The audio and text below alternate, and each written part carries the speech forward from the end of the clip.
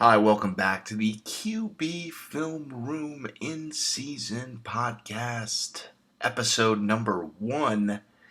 We're going to essentially start talking about quarterback play on a weekly basis. So we're just going to try to review and preview some of the quarterback-centric matchups moving forward. So obviously we are almost heading into November here. We're about 4 days from Halloween here, and we have a variety of quarterback situations that are taking shape throughout the league. So we've got some old vets who are dwindling, who are perhaps showing signs of deterioration. Eli Manning, possibly Big Ben Roethlisberger. Okay, so there's some guys that are perhaps done after 2017, or they're going to be released and they're going to have to find a new team. And then we've got some young up-and-coming phenoms, such as Dak Prescott, who continues his upward trajectory as he, obviously he's leaning on Ezekiel Elliott. He's leaning on a variety of other players on the team. But that's the goal of this thing, folks. It's the ultimate team sport. So if you got guys who can make you look good as a quarterback, that's gravy. So Dak Prescott, rolling with steam, had a pretty good performance against San Francisco. Started out a little bit shaky there in quarter number 1. Had about 3 batted balls early on in that contest at San Francisco, but he leaned on Ezekiel Elliott. He continued to show his poise in critical situations and just play with ease and a general sense of comfortability from the pocket movement. He's a great movement thrower as well. So Dak Prescott continues his, essentially where he left off in 2016. He had that great performance in the wild card game against Green Bay.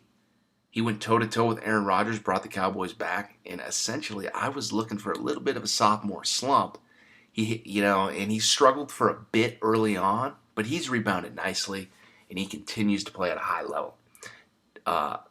Let's move to his in-division counterpart, Carson Wentz of the Philadelphia Eagles. Obviously, everybody's talking about him. The Eagles are 6-1.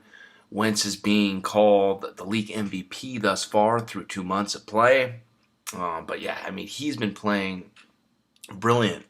He's been doing every single thing you want your quarterback to do. He's been doing it. So he's been throwing accurately. He's been throwing on the move. He's been staying poised under duress. He's been making pre-snap adjustments at the line of scrimmage. He's been throwing with touch. He's been throwing with timing, arm strength, everything. So he's looking great. That's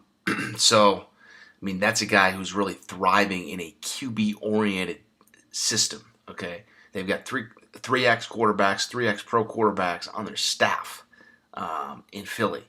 So they're really aiding Wentz. They're putting him in positions to succeed, and then we're seeing his talent just take him over the top. So those two guys, young guys, they're going to be the face of the league for years to come. Then we've got older guys like Eli Manning. The Giants are 1-5, I believe. Or no, they're 1-6. Eli Manning is just continuing to struggle. Now, he hasn't been playing awful. Okay, it's not like he's been absolutely putrid, but his game has been marred with inconsistency thus far in 2017, and we're looking at probably Eli's last year in New York. So either he's gonna have to go elsewhere in 2018 or just hang it up. I could see him perhaps heading to Jacksonville, but Blake Bortles is now playing pretty good as well. So who knows? But Eli Manning's struggling. Phillip Rivers was struggling during the month of September. He's had a hell of a month of October. And he is now playing at the 2013 rejuvenated Phillip Rivers that we saw, back in 2013, 2014. So he looks fit. He looks energized. He still does not have a great arm, but he's throwing with great anticipation, great touch, great ball placement. And Phillip Rivers has great feet. Okay, he's really, really quick. As soon as he catches that ball from the shotgun, he's very, very quick with his eyes. Perhaps the quickest quarterback in the league with his eyes. And he innately understands how to throw receivers open and get the ball out of his hand to the right man. So If the Chargers can bottle this up, maybe roll with Rivers here, they could make a push in that AFC West. It's going to be tough with Oakland and Kansas City, though. Okay. Moving to Rivers' old teammate in San Diego, Drew Brees. Okay, so the Saints have won 4 games in a row, in large part due to Drew Brees' ability to be efficient. Okay, Brees' arm really is deteriorating. We thought Brees was showing signs of this arm deterioration in 2015, just signs, okay, small signs, and it's gotten progressively worse now in 2017. So Drew Brees' arm, I mean, it's not Peyton Manning 2015 level, but I mean, he does not have a good arm, but he's making great decisions. He's being very judicious with the ball for the most part, and he's getting the ball out of his hand, making sure that New Orleans Saints offense moves in quick order. So Drew Brees and the Saints have won 4 in a row after that shaky early September, mid-September start. And the Saints, with a much improved defense and a running game that now doesn't have Adrian Peterson, but allows Mark Ingram to become more of the focal point along with Kamara. They're looking to make a push in that NFC South, with the Falcons struggling, with the Panthers hit or miss. Don't be surprised if New Orleans wins the South.